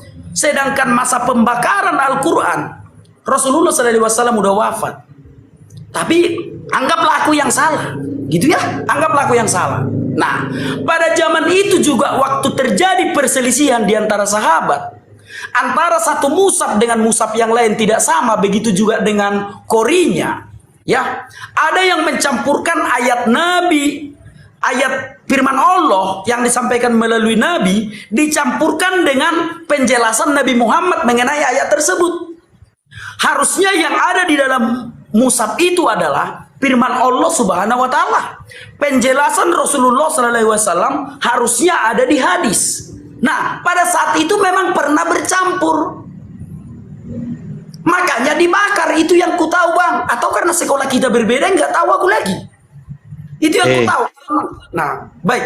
1 menit lagi, Bang. 1 menit lagi, Bang. 1 menit lagi ya. Baik. Aku tidak pernah membenci agama Islam, tidak. Aku sangat menghormati agama Islam. Tapi dalam hal edukasi, ayo kita jujur. Dalam hal edukasi. Supaya semua mengerti. Kan begitu? Nah, Utsman bin Affan kemudian membentuk tim kodifikasi yang terdiri dari para sahabat yang memiliki hafalan yang bagus. Jadi setelah Al-Quran ini dibakar, sehingga Utsman memanggil yang katam ajalah dan yang hafiz. Gitu. Nah, jadi jangan berbohong lagi kalau Quran itu pernah bercampur sehingga dibakar. Maka setelah dibakar dikumpulkanlah oleh Utsman para penghafal itu. Barulah itu yang dipakai sampai sekarang. Jangan berbohong lagi. Gitu. Oke, biarkan Uni. Nanti ada giliran Maurudi, saya tanya nanti satu pertanyaan. Oke, baik. 10 detik. Bisa tanggapi itu, nanti saya harus tanggapi ya. Closing statement pun nggak apa-apa. Belum habis waktu. Oke. Baik. Mari kita jujur supaya ilmu pengetahuan bertambah. Silakan. Oke. Ada yang mau Uni tanggapi sebelum saya bertanya satu pertanyaan ke Bang Rudi? Ya, silakan. Ada. Kesalahpahaman dia ya, ketidakmengertiin dia. Lai, dengar perkataanku baik-baik, Lai. Ya, dengar baik-baik. Pertengkaran Hisham dengan Umar itu adalah bukti bahwa qiraat dibenarkan di zaman Rasulullah. Mereka nggak berkelahi ketika Rasulullah itu wafat, Le. Lalu ketika qiraat itu ternyata terverifikasi bahwa betul qiraat itu ada karena Rasulullah meminta kepada malaikat Jibril 7 a'ruf. Maka di zaman Utsman itu ternyata sahabat-sahabat penghafal Al-Quran pergi ke seluruh daerah membawa qiraatnya masing-masing. Terjadi perbedaan qiraah. Mereka-mereka yang saling menghafal bertemu kemudian mengatakan punyaku lebih bagus, punya kau tak bagus, akhirnya saling mengkafirkan. Itu terjadi perseteruan sebagaimana yang terjadi di zaman Rasulullah antara Hisham dengan Umar. Ya. Ketika pada waktu Utsman itu hadir menjadi khalifah, Rasulullah sudah wafat. Ingat, Le, qiraat itu diajarkan kepada semua sahabat, Le. Jadi ring 2-nya masih ada. Yang menghafal dan menulis Al-Quran orangnya persis sama, yaitu siapa? Zaid, Ibnu Mas'ud, Ali bin Abi Thalib, Utsman pun mereka penghafal dan penulis Al-Quran. Kalau ada kasus-kasus yang terjadi karena mereka dikatakan bercampur antara hadis dengan Al-Quran, tolong kau tunjukkan datanya mana. Jangan berasumsi kayaknya tercampur, buktinya tercampur makanya dibakar. Kan sudah kujelaskan tadi kenapa dibakar oleh Sayyidina Utsman. Sayyidina Utsman tidak mau sahabat satu dengan sahabat lain saling mengkafirkan karena perbedaan qiraat yang diverifikasi oleh baginda Rasulullah. Perkataanku sangatlah jelas, Le. Aku pakai bahasa Indonesia. Mas, kau tidak mengerti? Bukankah kau katanya sekolah, Le? Ya, satu lagi. Aku mengatakan bahwasanya Al-Quran yang kami pegang ini, kalau memang ada problemnya dengan Al-Quran yang dipegang orang di Arab di zaman Rasulullah, di zaman Abu Bakar, aku minta kasusnya, masalahnya bawa ke sini. Sebagaimana aku mampu menghadirkan kepadamu 1 Yohanes pasal ke-5 ayat 7 yang menjadi masalah dalam iman kalian, yaitu adalah standar doktrin Trinitas, di situ 3 kesaksian segala macam, padahal itu adalah ayat tambahan. Tunjukkan samaku masalahnya apa Al-Quran itu, ya. Ini berapa menit nih? Berapa menit? 3 menit aja, 3 menit ya. Ya intinya itu, Le, ya. Kalau mau berhadapan dengan umat Islam itu jangan asumsi masalahnya dibawa. Jangan katakan kami berdusta, pernah berdusta. Kami tidak pernah mendusta. Apa yang kami dustakan? Ini contoh, Le, kau bilang tadi ini, Tuhan kami yang omnipresent itu adalah Tuhan yang roh itu. Maka Tuhan yang masuk ke dalam neraka adalah Tuhan berarti yang tidak suci, karena yang suci itu tidak mungkin masuk ke dalam roh. Ya, berarti kalau ada yang mengatakan Yesus kudus atau suci, karena yang masuk ke dalam alam maut kan bukan jenazahnya, tapi kan roh udah Tuhan habis sendiri. Udah habis Maka 3 menit. itu kebohongan, ya. Menurut Rudi yang mengatakan roh Tuhan itu suci, berarti bohong yang masuk ke dalam alam maut, ya. Itu mengatakan kebohongan. Terima kasih ya. Jadi gini, sejatinya ya yang tadi sudah selesai. Ya, yang tadi sudah selesai ya Uni dan Bang Rudi. Nah, ini kan muncul karena saya diberikan kesempatan bertanya satu pertanyaan ke Uni, satu pertanyaan ke Bang Rudi. Benar kan Bang Rudi? Pertanyaan saya tadi ke Uni jelas. Di mana datanya bahwa Al-Quran dibakar karena perbedaan qiraat, bukan karena perbedaan tulisan. Uni Rifa sudah menunjukkan bukti yang dia punya. Lewat apa? Lewat buku yang ada tulisan menjelaskan tentang itu. Kemudian tadi dijawab oleh Uni Rifa tentang pertanyaan saya kembalikan kepada Bang Rudi. Apakah Bang Rudi membantah data itu? Bang Rudi katanya tidak membantah. Sejatinya pertanyaan saya selesai tentang itu, benar? Karena Bang Rudi tidak bantah datanya. Kecuali Bang Rudi bisa, oh itu bukunya palsu itu. Nah, ini kita bahas lagi. Oke? Karena Bang Rudi mengatakan tidak membantah data dari Uni Rifa tentang Al-Quran dibakar karena perbedaan qiraat. Setuju Bang Rudi? Iya. Nah, saya rasa selesai tentang itu. Sekarang berikan saya kesempatan bertanya satu pertanyaan ke Pak Rudi, boleh nggak? Oke, silakan. Oke. Tadi dari penjelasan Bang Rudi mengenai Al-Quran, kritik tentang Al-Quran, Bang Rudi mengatakan ada 3 versi. Bisa Bang Rudi sampaikan, tadi saya lupa catat apa 3 versi itu. Salah satunya kan tadi Mesir.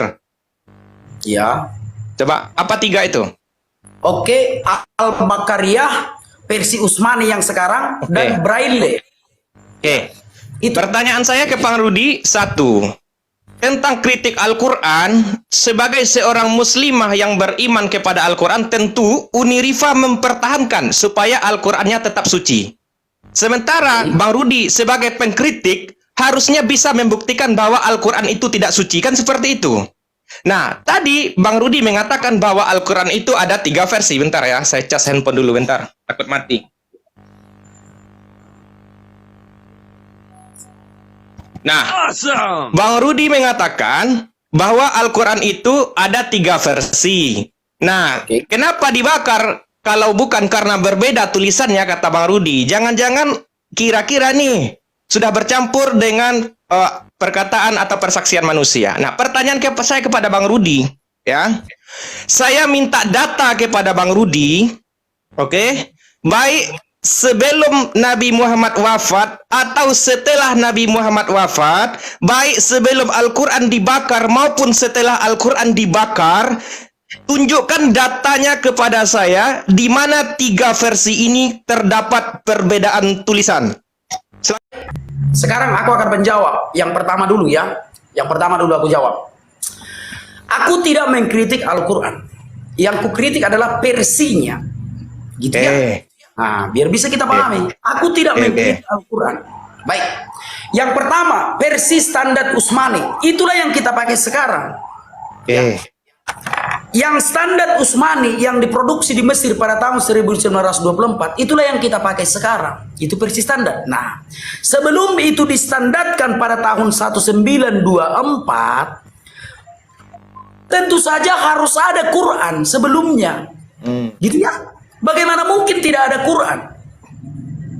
Sementara yang kita pakai yang standar sekarang ini adalah standar Utsmani yang dicetak di Mesir pada tahun 1924. Nah, Al-Quran yang kita pakai pada tahun 1923 tentu saja ada. Gitu ya? Tentu saja ada. Itu dikenal dengan Mushaf Al-Quran standar Bahriyah. Bagi umat muslim yang belajar di pesantren pada tahun 1924 sampai sekarang akan memakai mushaf standar Utsmani. Benar. Tetapi di pesantren di bawah tahun 1924 tidak ada Quran standar Utsmani. Karena standar Utsmani itu baru ada 1924. Nah, jadi apa yang dipakai di bawah 1924 itulah mushaf standar Bahriyah. Bahriyah, benar. Dipakai di pesantren. Gitu ya, itu yang dipakai di pesantren karena Utsmani kan baru ada 1924. Nah, gitu ya. Nah, baik. Mushaf jenis ini ditetapkan menjadi salah satu jenis mushaf standar di Indonesia guna memfasilitasi para santri dan masyarakat yang hendak menghafalkan Al-Quran. Artinya, sebelum tahun 1924, sebelum mushaf Quran standar yang kita pegang sekarang, sudah ada penghafal Al-Quran tahun 1923. Paham kawan-kawan ya? Contoh. Al-Quran yang kita pakai sekarang adalah produksi 1924. Sebelum tahun 1924 sudah ada yang hafal Quran di Indonesia. Nah, dia belajar dari Quran versi mana? Apakah versi Utsmani? Oh, belum, karena itu 1924. Maka dia belajar dari mushaf Al-Quran standar Bahriyah. Itu dia ya. Nah, berikutnya ada mushaf standar Braille. Salah satu varian mushaf standar Indonesia juga yang ditulis dengan simbol Braille. Penggunaan mushaf jenis ini diperuntukkan untuk teman-teman tunanetra yang buta, saudara-saudaraku ya, yang harusnya kalau orang yang 3 menit Bang, 3 menit udah lewat Bang, 3 menit. Oke, baik, udah. Waktu kita 3 menit. Nah, coba dulu sebelum saya tanggapi ya, mohon ya Bang Rudi, maaf punten ya.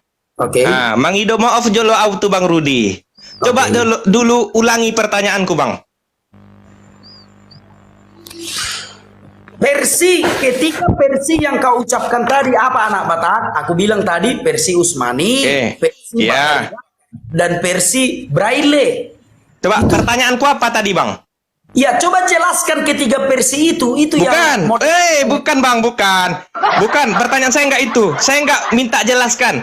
Saya tadi minta data dari versi Bahriyah, versi Usmani, Sekarang versi patokan aja ya. Braille, terdapat 3 perbedaan. Misal seperti, jangan garut-garut dulu Bang, jangan garut-garut. Misal nih, di dalam versi Bahriyah, Surat Al-Baqarah ayat pertama Alif Lam Ra. Sedangkan versi Usmani ayat pertama Surat Al-Baqarah Alif Lam Mim. Nah, itu yang saya minta. Perbedaan dari jangankan 3 versi, Bang. 100 versi pun, andaikan 100 versi Al-Qur'an, jangankan 3, 100. Oke? Jangankan 3 versi, 100 versi. Perbedaannya dalam penulisan 100 versi itu di mana? Versi 1, versi 2, versi 3, versi 3, di mana ayatnya yang berbeda? Itu yang saya tanya, Bang. Ada nggak yang berbeda? Kalau sama ngapain dibakar? Astagfirullah. Saya nggak itu, Bang. Mana datanya berbeda? Sekarang gini aja lah, kita aja lah berdebat besok. Gimana? Kita aja berdebat besok. Sekarang aja, Bang. Kan saya tadi diberikan kesempatan bertanya, satu ke Unirifa, satu ke Bang Rudi. Ini loh, kalau kita mau berdebat, kebetulan malam ini aku jadwal sama Unirifa. Bagaimana kalau kita besok? Nggak gini loh. Tadi kan sudah clear. Bentar, Bang. Kalau memang Tadi kan sama, sudah clear. Oke. Tadi kan sudah clear. Saya kalau memang bentar. Gini loh. Oke, lanjut. Ini coba Lanjut. dengarkan dulu. Abang kan bertanya, aku jawab kan. Kalau memang sama, kenapa harus dikeluarkan yang standar 1924? Kalau Oke. memang sama. Oke. Kalau memang sama, kenapa harus dikeluarkan versi Usmani standar? Kalau memang sama ya sudah, nggak usah keluarkan lagi yang Usmani. Kalau Oke. memang sama. Nah, Oke. sementara kita tahu yang versi Usmani ini dikeluarkan 1924 di Mesir. Itu fakta. Oke. Kalau memang sama, kenapa harus dibuat versi Usmani? Oke. Paham ya? Tapi gini, kalau kita mau berdebat besok kita berdebat. Gitu Bentar, aja. Bang. Kasih saya ngomong bentar. Mau boleh? Oke, silakan. Silakan. Nah, tadi Bang Rudi mengatakan bahwa Bang Rudi sejatinya malam ini berdebat dengan Unirifa. Benar, saya moderator, Bang, saya host. Tetapi sebelum saya bertanya tadi, saya sudah minta izin loh kepada Unirifa dan Bang Rudi. Siapkah kalian? Bentar, jangan potong, Bang. Tadi Abang bicara nggak saya potong. Oke? Iya. Siapkah kalian, bisakah kalian memberikan hak kepada saya sebagai moderator untuk bertanya nih masing-masing ke kalian satu aja, ke Unirifa satu, ke Bang Rudi satu. Nah, kalian berdua menjawab siap loh, makanya saya tanya. Nah, pertanyaan saya gini, pertanyaan Bang Rudi kan tadi, kalau bukan karena berbeda, kenapa harus di 3 versi? Pertanyaan saya simple, Bang. Jangankan 3 versi, 100 versi pun, bisakah Bang Rudi menunjukkan ayat di dalam Al-Quran itu yang berbeda? Bisa atau nggak? Jujur, Bang, jujur aja. Kalau nggak bisa ya nggak apa-apa. Kalau bisa saya terima. Mana yang berbeda? Dari versi Bahriyah ini, dari versi Usmani ini, dari versi Braille ini, ketiganya ada perbedaan. Bisa nggak Abang menunjukkan itu? Coba jawab jujur, simple, Bang. Bisa atau nggak? Itu aja. Bisa atau nggak? Ya, terlalu sensitif. Makanya Astagfirullah. kenapa Bang. harus dibikin versi Usmani? Gitu loh. Kenapa harus dibikin versi Usmani? Bentar. Mohon maaf, Bang. Oke. Bang Rahmat, Bang Batak. Harus Ini siap. jadi modenya gimana? Ini antara Bang Rahmat sama Bang Batak atau gimana? Nggak perlu timer Enggak, atau TikTok ini aja? memang antara saya dengan Bang Rudi, Kak. Karena saya tadi diberikan kesempatan satu pertanyaan. Kapan aja ya? Memang tidak berbeda. Kenapa harus dikeluarkan versi Usmani? Astagfirullah. Bang Rudi, sabar. Apa alasannya? Sabar. Bang Rudi, sabar. Baik, Tentang silakan. hal ini, saya akan menjadi saksi. Andaikan Bang Rudi terpanggil kemanapun, saya menjadi saksi bahwa Bang Rudi tidak salah. Ini berasal dari pertanyaan saya. Oke, Abang aman. Saya jadi saksi nanti. Oke. Abang aman. Pertanyaan saya, tadi, bentar dulu. Tadi kakak kita sebelah menanya, ini antara Bang Rahmat dengan Bang Rudi ya? Benar. Karena ini pertanyaan saya kepada Bang Rudi. Tadi antara saya dengan Unirifa telah clear. Lanjut. Sekarang pertanyaan saya dengan Bang Rudi. Oke. Kalau bisa, Bang bilang bisa. Kalau ada, bilang ada. Kalau enggak, bilang enggak. Itu aja. Bisakah Bang Rudi menunjukkan sabar. Di antara 3 ini, versi Bahriyah, versi Usmani, versi Braille, ada nggak perbedaan yang bisa Abang tunjukkan? Ada atau tidak? Itu aja. Kalau ada, tunjukkan. Kalau tidak, selesai. Ada. Itu Mana yang- buktinya, Bang? Mana buktinya? Mana bukti? Mana data Abang? Mana data Abang? Dengarkan dulu, dengarkan dulu. Apakah aku bisa membuktikan ada perbedaannya? Bisa. Mana Yaitu buktinya? qiraatnya. Ya, tanda baca. Kan Abang nggak paham pertanyaan saya. Saya tanya bukan perbedaan kiroat, Bang. Perbedaan penulisan. Astagfirullah. Gini loh, aduh, susah memang. Udahlah, besok aja lah kita lanjut, sudahlah. Jangan, Bang. Jangan kabur, Bang. Saya moderator, lo harus dihargai. Aku menjawab, abang. Apa, abang? Enggak, saya tanya tadi. Kalau hanya perbedaan kiroat, Unirifa sudah bilang loh, kalau itu dicetak 3 versi itu karena perbedaan kiroat. Artinya Yang saya tanya, perbedaan penulisan ada nggak? adakah perbedaan jika qiraatnya berbeda? Apakah Qurannya berbeda? Astagfirullah. Uni, kayaknya Bang Rudi nggak bisa membedakan mana kiroat, mana penulisan. Qiraat itu tanda baca loh, tanda baca. Kiroat tanda baca. Bang. Tanda Jangan, baca atau Bang. Ya. Astagfirullah. Bang Rudi, saya tanya satu. Menurut Bang Rudi, kiroat itu tanda baca atau cara membaca? Coba. Cara membacanya, ya tanda baca itu yang mengarahkan kita untuk membacanya. Hah? Cara membacanya. Coba, dalam surat Ad-Duha, kalau ada kiroat, itu wadduhe. Wadduhe. Itu termasuk penulisan yang berbeda atau kiroat? Coba jawab. Wadduha dengan wadduhe, itu berbeda kiroat atau berbeda tulisan? Coba jawab. Yang berbeda itu adalah qiraatnya. Yang saya tanya bukan perbedaan kiroat tadi, Bang. Yang saya tanya perbedaan tulisan. Kalau perbedaan kiroat, kami sudah mengakui bahwa ada perbedaan kiroat. Ada perbedaan kan? Artinya memang ada Perbedaan kiroat ada. Kan sudah dijawab tadi sama Unirifa. Enggak lapas. Nah, inton logat. Udahlah. Kalah saya, Bang, kalah. Mungkin abang gini loh. Mungkin belajar harus seperti ini kan begitu. Berbeda. Coba saya tanya Bang Rudi. Dengarkan dulu. Oke. Dengarkan dulu. Oke. Orang yang belajar dengan tanpa beban jauh lebih mudah memahami subjek yang dipelajari daripada orang yang Aku closing terakhir, aku mau tidur, aku closing terakhir. Kasih aku, nanti kalian lanjut berdua. Aku mau closing dulu, Rudi. Aku closing dulu ya. ya kalau closing aja gitu ya. Iya, dia kasih aku waktu dulu. Nanti kalian lanjut, nanti capek aku nengok kalian berdua ya. Jadi gini ya. Pertama, tema kita adalah tentang kitab suci. Saya sudah menjelaskan kepada Rudi bahwa kitab suci itu begini dan tidak ada ranah satupun pembuktian bantahan dari Rudi terkait kitab suci, definisi kitab suci yang saya maksud. Rudi tidak mampu masuk ke ranah bahwa Al-Quran itu ada distorsi. Apapun yang Rudi baca tentang standarisasi, walaupun saya tidak tengok jurnalnya, tidak tengok kitabnya, tidak tengok bukunya, standarisasi itu yang saya tuntut itu adalah masalahnya. Dari tadi itu saya minta masalahnya apa ya, biar saya bisa luruskan. Yang kedua, tentang kiroat. Tidak ada satupun umat Islam yang menafikan ada kiroat. Bahkan saya membacakan dalil hadisnya antara Hisham dengan Umar bahwa ada perbedaan kiroat. Sejak kapan kiroat artinya tanda baca? Ya tolonglah. Kalau tidak mengerti tentang Al-Quran, lebih baik bertanya daripada menjelaskan. Tolong. Saya tidak mengerti tentang Bible, saya tanyakan. Saya mengerti baru saya jelaskan. Kalau dikoreksi saya terima. Ya jadi tolong ya. Yang menjadi asbab kita ini tersandung penistaan adalah ketika kita tidak paham kita jelaskan. Contoh, saya katakan menggenapi artinya adalah mentusbol misalnya. Salah saya. Karena menggenapi itu menurut Rudi adalah Tuhannya menjalankan hukum itu kesepenuhannya, padahal tidak menjalankan kesepenuhannya. Itu yang dimaksud. Nah, terkait tentang tema diskusi ada beberapa hal yang sangat blunder sekali.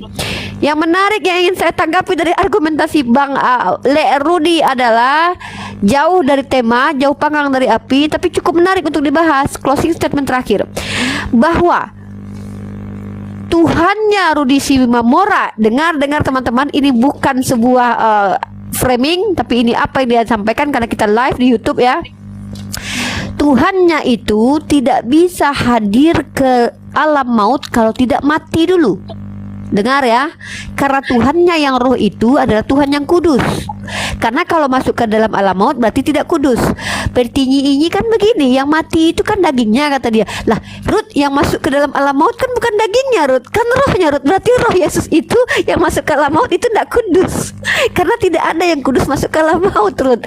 Bahaya kau, Ruth. Ya, itu aja ya. Itu sajalah yang mau kutanggapi ya dari kitab suci. Tapi aku baru dapat pemahaman dari Rudi kalau yang masuk ke alam maut itu adalah roh Tuhan yang tidak kudus. Karena tidak ada yang masuk ke dalam roh maut yang kudus-kudus, ya. Jadi yang mati di tiang salib adalah dagingnya, lalu rohnya berangkat ke alam maut. Karena dagingnya nggak mungkin berangkat ke alam maut, rohnya itu ternyata tidak kudus. Karena tempat alam maut bukan tempat Tuhan yang kudus. Ya, kurang lebih begitu. Ini luar biasa argumen malam ini. Jadikan Viti buat wawasan kita. Terima kasih jawaban Rudi ya. Oke, sekarang Mbak Rudi dulu, Ya. Mbak Rudi. Kita Nggak, suruh ini closing statement saya. Saya sudah selesai closing statement. Terima kasih Rudi. Kalau besok mau diskusi, mau tema apa lagi, Rud? Apa tema mau diangkat? Ini kayaknya masih ada yang kurang ini Mbak Rudi, kayaknya ada yang Janganlah, perlu Bang. dia sampaikan ini. Aku biasa Enggak, mengerti waktu. aku udah selesai. Aku udah selesai. Aku tanya Oke, apa baik. yang mau dibahas besok. Tunggu dulu, apa yang mau dibahas besok? Kurang closing ya. Oke, baik. Kawan-kawan, entah dari mana Uniripa ini Kasih mengatakan waktu buat Bang Rudi dulu, kasih waktu. Ya, kasih waktu 3 menit, 3 menit, Kak. gitu ya. Aku tidak pernah mengatakan kalau roh yang ilahi itu mati. Ya, Uniripa tadi sudah memframing bahwa Tuhan harus mati. Justru aku katakan ketika Tuhan Yesus menyerahkan roh yang ilahi itu ke surga, barulah tubuh itu bisa mati. Gitu ya. Jadi Tuhan tidak pernah mati. Tuhan tidak ada di alam kubur. Gitu ya. Tapi terserahlah, mungkin Uniripa mau memframing seperti itu, silakan saja. Ya. Aku tidak mengatakan roh yang ilahi itu mati.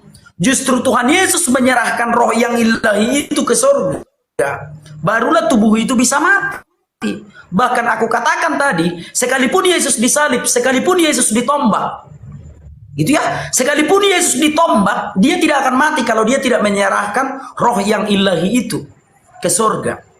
Nah, baik. Oke. Yang berikutnya, Uniripa mengatakan tadi pembahasan kita ini jauh panggang dari api. Justru topik kita kitab suci. Aku tidak menanyakan satu ayat pun dari Al-Quran. Karena aku tahu kita berbicara tentang kitab suci. Justru yang tadi yang aku bahas hanya seputar kitab suci dan penulisannya. Ya, yang mana yang jauh panggang dari api?